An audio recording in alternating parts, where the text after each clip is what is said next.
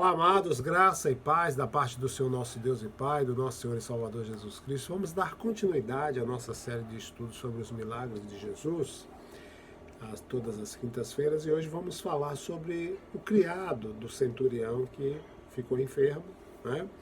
Esse texto, essa narrativa a gente encontra no livro de Mateus capítulo 8, versículos de 5 a 13, e Lucas capítulo 7, de 1 a 10, que é o texto que a gente vai ler, o de Lucas, que diz assim, ó. Quando acabou de falar, ele entrou em Cafarnaum. O criado de um capitão romano estava à beira da morte. O oficial o estimava muito e queria vê-lo curado. Quando soube que Jesus estava de volta à cidade, enviou os líderes da comunidade judaica pedindo a sua cura. Os homens insistiram com Jesus. Ele merece isso porque ama nosso povo, até construiu nossa sinagoga. Versículos 6 a 8 diz: Jesus os acompanhou. Ainda faltava muito para chegar quando um grupo de amigos enviados pelo capitão veio ao encontro dele com esse recado: Senhor, não quero que o Senhor tenha todo esse trabalho. O Senhor sabe que não sou uma boa pessoa. Eu nem mereço a sua ajuda. Basta uma ordem sua e meu criado ficará bom. Sou um homem que recebe e dá ordens. Eu digo a um soldado, vá, e ele vai, a outro, venha, ele vem, ao meu escravo, faça isso, e ele faz. Versículos 9 e 10.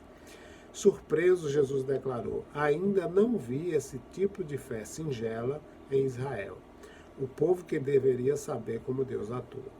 Quando os mensageiros chegaram à casa do capitão, encontraram o criado com perfeita saúde. Querido Deus, eu te louvo por essa oportunidade, te agradeço por poder partilhar da tua palavra e te peço em nome de Jesus que vidas possam ser acrescidas de mais e mais fé, chegando ao nível da fé genuína, da fé inabalável, da fé perseverante. Que o Senhor possa estar fortalecendo cada vida que vai ouvir essa mensagem e que no nome santo de Jesus Cristo, teu Filho, vidas sejam libertas do jugo das trevas, vidas sejam libertas das imperfeições da religiosidade, vidas sejam libertas da atuação do seu próprio ego e do seu próprio eu. Eu te louvo, Senhor, por tudo isso, em nome de Jesus. Amém e graças a Deus. Então, aqui a gente tem um gentio que é gentil, vamos pensar assim, tá? Um grande número de judeus havia ido até Jesus, né, com seus pedidos por cura. Não foram poucas as pessoas, quando a gente vê a narrativa bíblica. E entre eles a gente sabe que haviam duas pessoas, Jairo, né, que pediu para curar sua filha, e um oficial de realeza que implorou que também Jesus curasse o seu filho. Mas, então, um gentio, né, que era um centurião romano, pediu que ele curasse um de seus criados. Então temos 3 relatos de gentios. Os judeus, eles sentiam liberdade para se aproximar de Jesus, só que os gentios hesitavam. Por quê? Porque os judeus desprezavam os gentios e colocavam as pessoas que eram estrangeiras no nível de cachorro, tá? E, além disso, os judeus, eles nutriam uma certa aversão pelos militares, porque representavam o governo romano, que era odiado por eles, né? E cuja opressão, infelizmente, eles tinham que suportar. Mas mesmo assim, a narrativa dos escritores do Novo Testamento vão colocar os centuriões romanos num foco favorável durante os dias de Jesus e também durante os dias de Paulo. É só a gente observar alguns pequenos casos. Por exemplo, junto à cruz, um centurião chamou Jesus de o Filho de Deus. Verdadeiramente esse é o Filho de Deus. Cornélio, né, capítulo 10 de Atos, ele era um centurião devoto, temente a Deus. O centurião Júlio foi bondoso para com Paulo ali quando Paulo estava indo para Roma. Então, tudo isso prova que os judeus não odiavam todos os oficiais militares que estavam a serviço do governo romano. Eles honraram e respeitaram alguns deles por causa da disposição favorável que esses centuriões tinham para com as pessoas de Israel. E Lucas, aqui, no texto que lemos, ele relata que um centurião que morava onde? Em Cafarnaum, né? Amava a Deus e assistia aos cultos em adoração na sinagoga local. E esse centurião tinha descoberto que a religião judia proclamava uma mensagem de pureza, de santidade, de honestidade, de justiça, e essas qualidades de vida atraíam ele porque ele também desejava levar uma vida virtuosa. E ele expressava amor pelo povo judeu daquela cidade. Em troca, os judeus o aceitavam como um temente a Deus, ou seja, um gentio que não era bem um convertido, mas era considerado um amigo. E esse centurião romano, ele cria no Deus de Israel e mostrava amor pelo povo de Deus. E como exemplo disso, né, ele estava tão preocupado com a saúde cada vez mais problemática de um dos seus servos que mandou um recado pedindo que Jesus fosse curar esse jovem doente. O centurião, obviamente, já tinha ouvido Jesus pregar ali em Cafarnaum e tinha também visto Jesus realizar milagres. Ele aceitava totalmente as mensagens e mostrava a sua fé, traduzindo as palavras de Jesus em atitudes. Ele doou, por exemplo, uma grande soma de dinheiro para edificar a casa de culto aos judeus ali, a sinagoga em Cafarnaum. E, portanto, por causa da sua generosidade, da sua assistência aos cultos, foi dado a ele um assento ali na sinagoga reconstruída. E quando ele pede a Jesus que cure o seu criado, o centurião demonstra um amor incomum para com esse jovem, a quem chamou de meu rapaz, meu jovem. Né? Ele expressou um carinho especial por ele, pois o amava como se fosse seu próprio filho. E esse servo estava deitado em seu leito com dores terríveis e com todas as indicações de que sua vida estava se esvaindo aos poucos. Nenhum médico, na verdade, tinha conseguido curar a paralisia daquele jovem. Mas o centurião, ele acreditava piamente, firmemente, que Jesus podia, de maneira sobrenatural, restaurar a saúde dele. E aí ele confia, né, a sua situação, a sua dificuldade aos judeus e pedem que eles sejam intermediários. Por quê? A gente vai entender. O centurião, ele fazia parte do exército que servia ali a Herodes Antipas, que era o governador romano nomeado ali da Galileia naqueles dias. E quando ele faz amizade com os judeus, e especialmente ou especificamente com os líderes ali em Cafarnaum, ele obtém o respeito da população judaica. E embora o centurião tivesse chegado a conhecer Jesus como mestre notável, que falava com grande autoridade, e era aquele que tinha um poder sobrenatural de cura, ele não se sentiu digno, o texto mostra, né, de ir diretamente a Jesus com o seu pedido urgente. Os líderes judeus sabiam do rapaz doente na casa do centurião. E estavam também, assim, dispostos, vamos dizer, a ajudar o centurião quando ele pediu que servissem de intermediários entre eles e Jesus, né?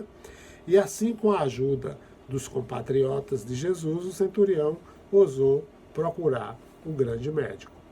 E os líderes judeus disseram elogios a respeito desse gentio, o texto nos mostra, que vivia entre eles e que eram quase convertidos à sua religião. Eles assumiram a tarefa de ser porta-voz do centurião para rogar a Jesus que fosse e curasse o jovem paralisado, né? Que estava em estado de paralisia mais temporária. E, como morador de Cafarnaum, Jesus, possivelmente, devia ter ouvido falar desse homem militar romano que frequentava os cultos, que tinha financiado a reconstrução da sinagoga local. E quando os anciãos lhe trouxeram a notícia do rapaz doente e o pedido para a cura, Jesus prontamente concordou em ir à casa do centurião. Mas a gente vê uma coisa interessante. Nesse caso, é uma reação em cadeia. O centurião comunicou aos anciãos judeus a condição do seu servo. E, por sua vez, os anciãos foram a Jesus e o colocaram a par de quem era o centurião romano. E, como resultado, Jesus agiu de forma favorável ao pedido deles. E para Jesus isso significava entrar na casa de um gentio. Só que os regulamentos da pureza dos judeus impediam que Jesus fizesse isso. E aparentemente os líderes descuidaram dessas leis no interesse de agradar o centurião. Mas, além disso, Jesus ele tornara conhecido que o seu ministério não se limitava às pessoas de sua própria nação, mas estava aberto a todos, né? Sem olhar raça, sem olhar cor, sem olhar nacionalidade. E os líderes judeus disseram a Jesus que ele deveria atender ao pedido do centurião para curar o menino, pois ele era digno de ser ouvido. Mas o comentário deles não combinava com as ações e também com as palavras do centurião. O oficial militar não tinha vindo se encontrar com Jesus pessoalmente. Então, tendo dito que não se considerava o quê? Digno, né, de ter Jesus sob o seu teto. O que a gente vê aqui? A gente vê um homem de fé. Amigos do centurião foram a Jesus com a mensagem dele, disseram que o mestre não deveria se incomodar em ir até a casa dele, porque o centurião sentia-se totalmente indigno de receber Jesus, né? E por meio de seus mensageiros, o oficial pede a Jesus que só dissesse uma palavra de cura. E isso seria suficiente para curar o rapaz. Ele não pediu que Jesus fosse e tocasse o doente. Tudo que ele pedia era que o grande médico dissesse palavras a uma distância da casa e assim a cura aconteceria. Então, as palavras do centurião são palavras de poder, são palavras lindas. Aqui a gente tem em ação um retrato de fé inabalável, inabalável como rocha. Por quê? Porque o centurião sabia que Jesus tinha autoridade para fazer milagres. Em comparação, ele via a sua própria autoridade como meramente um brilho pálido. Ele disse ser um homem sob a autoridade romana e que ele, por sua vez, tinha recebido o poder de dar ordens aos soldados, né, que estavam sob seu comando. Ele podia mandar um deles ir a um lugar, ele ia, outro via, ele via, ainda outro fazer isso e aquilo, e eles obedeceriam. Então, esse oficial não se julgou digno de Jesus entrar em sua casa, que provavelmente era bem mais espaçosa do que a casa dos cidadãos comuns ali da Judéia. E da Galiléia também, né? De outro lado, Jesus não olhava para as riquezas materiais. Ele discerniu a fé do homem e considerou digno e concedeu o pedido. E com toda a humildade, o centurião disse a Jesus: apenas manda com uma palavra e o meu rapaz será curado. Então, era um homem de fé totalmente convicto do seu desmerecimento na presença de Jesus, o Filho de Deus.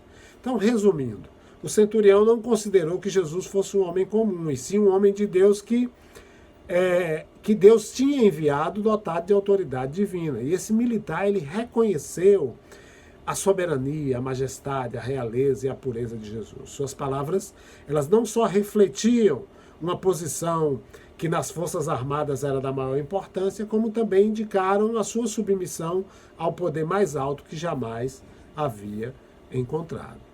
Amados, então é importante a gente entender que quando Jesus encontrava os gentios, ele não entrava na casa deles, mas curava os seus doentes à distância, né? Meramente dizendo as palavras às pessoas que cuidavam deles. A gente tem o exemplo da mulher cirofenícia lá, né, perto da cidade de Tiro, cuja filha estava possessa de demônio. Então o que a gente aprende com isso? Primeiro, muitas vezes Jesus repreendeu seus discípulos pela falta de fé. Quando eles demonstraram medo ou quando duvidaram, ele os descrevia com as palavras de homens de pouca fé. E as Escrituras, elas tinham sido ensinadas a esses discípulos, eles tinham Jesus como seu instrutor. E para a vergonha deles, temor e falta de confiança, né, eles não conseguiam os intentos. Já o centurião romano, ele não foi instruído nas Escrituras como os discípulos, desde cedo, e não tinha vantagem de ser discípulo de Jesus. Mas ele demonstrou sua total confiança naquele que o louvou, né, por ter fé maior do que qualquer pessoa em Israel. Esse gentil foi o primeiro de incontáveis multidões em todo o mundo que colocariam a fé em Jesus. E nenhum psicólogo pode explicar o milagre que aconteceu à distância ali do doente. Ninguém que cura pela fé pode alegar ter o mesmo poder para curar que Jesus demonstrou sem ver nem mesmo o doente. Jesus curou os doentes, amados, não por causa dos intermediários judeus, no contexto aqui específico desse jovem, e sim por causa da sua própria autoridade sobre a doença, combinada também com a fé incondicional que esse oficial gentio tinha nele. Pergunta é: qual estágio de fé você vive? E que o seu nosso Deus aplique essa palavra ao meu e ao seu coração. Fiquem com Deus.